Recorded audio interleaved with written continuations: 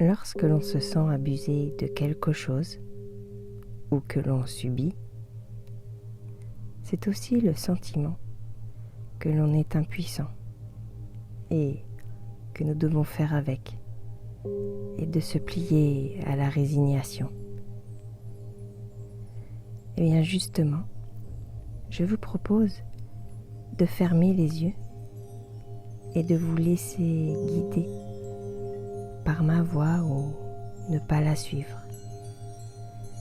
De faire comme bon vous semble et de vous sentir totalement libre.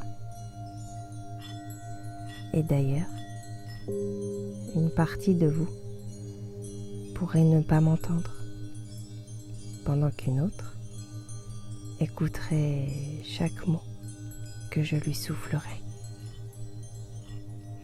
Parce que je ne sais pas si vous le savez, mais la séance d'hypnose qui s'offre à vous va délivrer des messages cachés à votre inconscient, de façon à ce qu'il trouve des outils pour se libérer des filets qui l'empêchent de s'élever. Un peu comme si vous étiez pris dans un filet de pêche. Plus vous vous débattez, plus vous vous emmêlez. Et parfois, il suffit de ne plus se débattre. Et les nœuds, comme par magie, glisseront pour vous libérer de ce filet. Et ce filet, justement, pourrait représenter vos mal-être. Et dans votre tête, vous vous débattez contre des idées. Et vous faites comme vous pouvez avec votre colère, vos frustrations. Mais sachez que cela peut ne durer que quelques jours, quelques heures ou même quelques minutes. Parce qu'il ne s'agit pas ici de résignation de la situation, mais bel et bien de l'évolution de vos émotions. Et c'est pour cela que votre inconscient et moi-même allons collaborer pour apporter de l'apaisement en passant par la bienveillance envers vous-même. Et peut-être que lorsque je dis vous, il s'agit là de votre partie consciente ou peut-être la partie inconsciente qui est déjà à l'écoute. Ou est-ce le vous pour vous deux? Parce que toujours est-il que vous deux, c'est aussi le vous tout seul. Et une vieille voisine de mon village de montagne me disait souvent qu'il n'y a de bout de tunnel que pour ceux qui cesseront d'évoluer.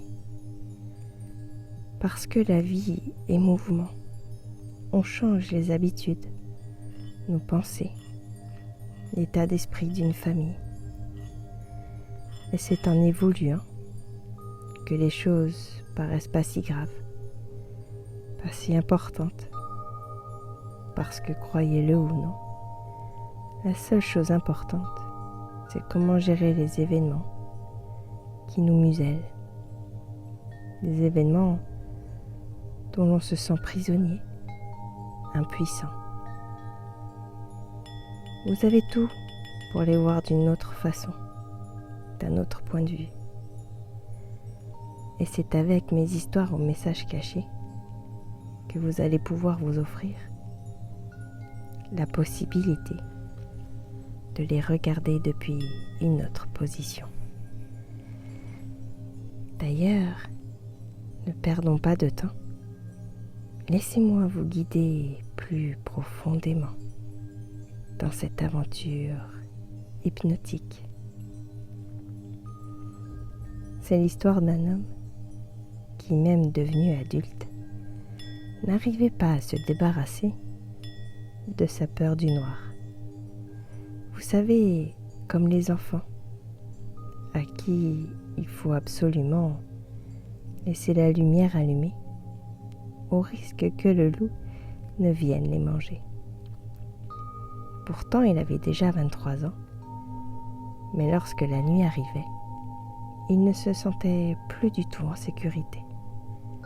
Il savait bien pourtant que ce n'était pas une histoire de loup qui le terrorisait, mais une peur bien plus enfuie, dont il ne comprenait pas l'existence, et qui lui a valu de mettre son adolescence de côté.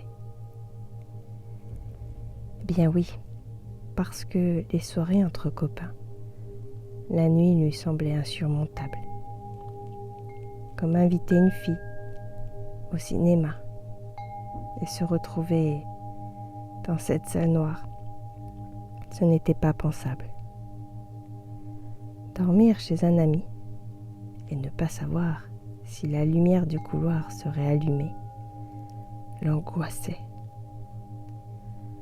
Alors, par peur des moqueries, du regard des autres, il décida de se mettre à l'écart. Et pendant des années, il se priva d'être, puisqu'il se sentit pris par cette peur. Elle avait le pouvoir sur lui, le dirigeait dans ses projets. Il ne se sentait pas libre, et pire, il ne se sentait pas libre de lui-même, pensant qu'il était comme ça. Il y a des gens qui ont peur des araignées. Eh bien lui, c'était du noir. Il n'avait pas vraiment eu l'occasion d'en discuter avec sa mère. Parce que c'est vrai, je ne vous l'ai pas dit, sa mère passait son temps à le contredire, le dénigrer, à ne pas le câliner. Il n'avait peu de contact avec elle. Se sentant rejeté, il avait senti une grande injustice. Il se sentait très en colère contre elle, qu'il n'avait pas su élever l'enfant qu'il était comme il l'aurait souhaité. Et puis un matin, il reçut un coup de téléphone de sa tante. Et c'est alors qu'elle lui rappela un souvenir qu'il avait oublié. Alors qu'il n'avait que 4 ans, il était parti jouer dans le pré d'à côté, de chez sa grand-mère, courant après les papillons. L'herbe était très haute dans ce champ. Mais du coup, il n'avait pas pu voir qu'une faille y était cachée. Il tomba dans cette faille de plusieurs mètres et, pris à l'étroit, ne pouvant bouger ni crier, puisque sa cage thoracique était compressée, il était resté là pendant de longues heures. Parce que la nuit était vite tombée et toute sa famille l'avait cherché en vain. Et ce n'est alors qu'au petit matin, après une nuit difficile pour lui, qu'on le trouva. Sa mère, qui avait eu une telle peur, s'était renfermée sur elle-même. Et c'est d'ailleurs pour se protéger, par peur de trop souffrir une nouvelle fois, qu'elle a, sans s'en rendre compte, éloigné son fils d'elle. Et voilà une révélation qui ne le laissa pas indifférent. Il décida donc le lendemain d'écrire une lettre à sa maman. Et cette lettre disait : « Maman, j'ai décidé de te pardonner de tout l'amour que tu n'as pas su me donner. Parce que j'ai compris aujourd'hui que c'était pour te protéger. J'ai compris aussi qu'à présent, je serai plus dans l'écoute et dans l'empathie de ce que les autres peuvent vivre. Je sais que tu as dû souffrir cette nuit-là. Moi, elle m'a coûté mon adolescence et ma jeune vie d'adulte. Mais ce n'est rien Parce qu'aujourd'hui, j'ai compris. Et grâce à ça, je ne vivrai plus les conflits de la même manière. Et pour ça, maman, je te dis merci. Je t'aime. Et depuis ce souvenir retrouvé, la peur du noir s'est gentiment envolée. Parce que son inconscient avait associé le noir avec nuit coincée où j'ai cru mourir, perdre mes parents. Il s'est senti bien plus apaisé et a pu enfin goûter à la joie des cinémas. Et je ne sais pas si vous savez, mais l'inconscient fait parfois aussi de mauvaises associations. Et si aujourd'hui, vous décidiez d'associer le confinement à l'opportunité d'évoluer, à l'ennui, l'opportunité de devenir créateur de votre vie. Cette histoire est l'histoire de la lune qui aurait bien voulu être mère, mais cela lui aurait valu de descendre sur terre. Ne pouvant pas réaliser ce vœu, et rongée par la colère, la frustration, se sentant piégée par la vie et pour ne pas souffrir, elle demanda au vent de souffler les nuages pour cacher son visage et ainsi ne plus voir les sourires des enfants qu'elle aurait tant aimé porter en son sein. Elle resta comme ça 300 ans, je crois, jusqu'à ce qu'un jour, un joueur de flûte, en désespoir d'amour, avait décidé de calmer ses insomnies par la musicothérapie. Plus il jouait de la flûte, plus ça l'égayait de l'intérieur. La lune resta plusieurs nuits derrière ces nuages, jusqu'à ce qu'un jour, elle sortit de sa cachette. Cette musique avait mis dans sa tête plein de nouvelles pensées positives. Ces nouvelles sensations de pouvoir apprécier avaient ouvert en elle sa porte des possibilités. Mais lorsqu'elle sortit sa tête de sa cachette, elle fut très rapidement démasquée. C'était la première fois que quelqu'un avant 300 ans, auparavant, avait la chance de pouvoir apercevoir la douce lumière argentée jaillir subitement de ses retranchements. Mais terrassée par l'idée de devoir parler, la lune a timidement dit « Continue, s'il te plaît ». Après tant de temps passé dans son chagrin, elle ne savait plus comment faire pour parler aux hommes sans paraître dans l'incertain. Le joueur de flûte, ne voulant pas l'apeurer, a continué à jouer. Et c'est ainsi que chaque nuit, ils se retrouvèrent et, sans parler, partagèrent ensemble la mélancolie de l'impossibilité. Mais ce qui était en train de se produire avait un effet magique. La mélodie a permis aux émotions de s'évacuer. Et de la mélancolie, ils ont partagé des sentiments nouveau-nés. Sentiments de réconfort, de deuil, de pardon, pour arriver à l'acceptation de ce qu'ils ne pouvaient être, pour enfin arriver à l'ouverture de leur champ des possibles. L'homme a rapidement découvert son talent caché, joueur de flûte, pour panser les cœurs brisés. Elle, en se découvrant chaque nuit un peu plus, a laissé entrer dans les chambres des petits bébés sa douce lumière, afin de les réconforter, de les apaiser lorsqu'ils pleuraient, quand ils se réveillaient la nuit. C'est d'ailleurs pour ça, je crois, qu'elle a créé les pleines lunes pour empêcher les parents de dormir et ainsi d'être plus présents pour leurs enfants lorsqu'un cauchemar venait les réveiller. Et je me demandais si vous aussi, vous aviez un jour rencontré un joueur de flûte qui vous aurait aidé à accepter des impossibilités à être digérées, pour laisser sortir les émotions qui vous empêchaient de comprendre le sens de ces impossibilités, à accepter l'incapacité de n'avoir pu gérer une situation qui nous a échappé des mains.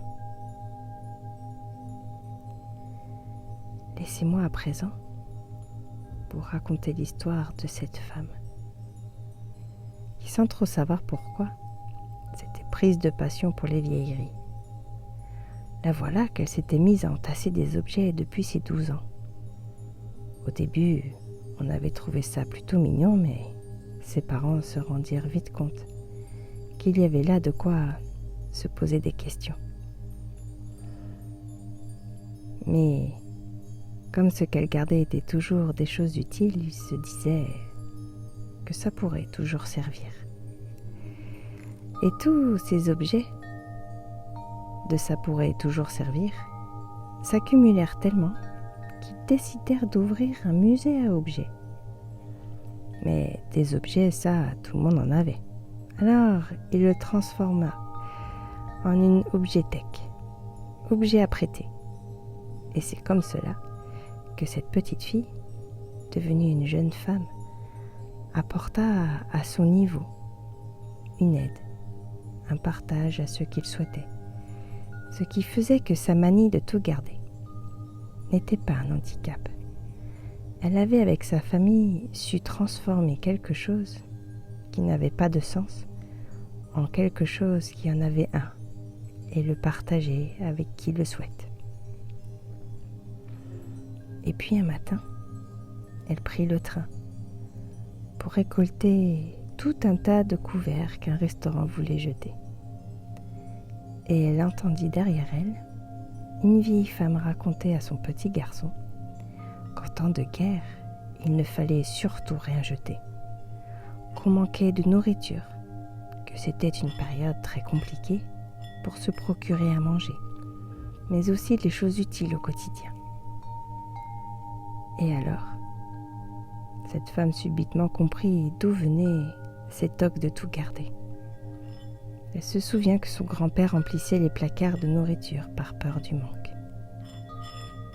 Il avait dû être traumatisé enfant et avait certainement transmis sa peur dans l'inconscient familial jusqu'à elle. Parce que je ne sais pas si vous savez, mais les peurs, les angoisses, les mauvaises associations se transmettent dans l'inconscient familial, autant que les passions et les métiers. Et si vous aussi, vous mettez à profit ce qui aujourd'hui vous handicape, l'inconscient a ce pouvoir magique de comprendre que tout est juste, tout est parfait. Il y a juste à renouer les nœuds du passé, en pardonnant ce qu'il y a à pardonner, comprenant que ce qui a été vécu appartient au passé. Et qu'aujourd'hui, avec nos yeux d'adultes, nous sommes en mesure d'accepter et d'avancer en paix, de dénouer ces nœuds du passé et de les laisser s'envoler. D'ailleurs, vous pourriez vous imaginer marcher sur un sentier. Peut-être qu'il est en bord de mer ou en haut d'une falaise. Toujours est-il que sur ce sentier, vous pourriez entendre le bruit de vos pas. Vous pourriez sentir un léger vent à la température idéale venir vous caresser vos parties visibles de votre peau,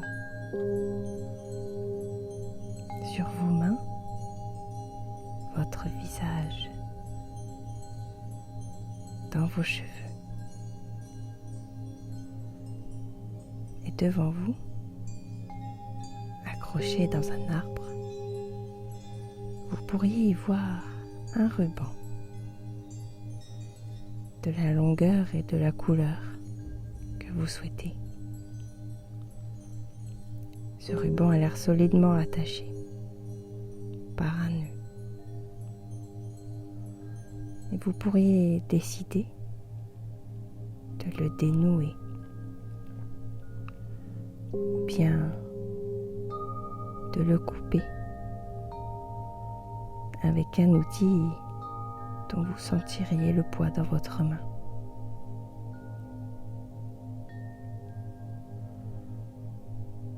Et lorsque vous l'avez détaché, lorsque vous avez dénoué ce nœud,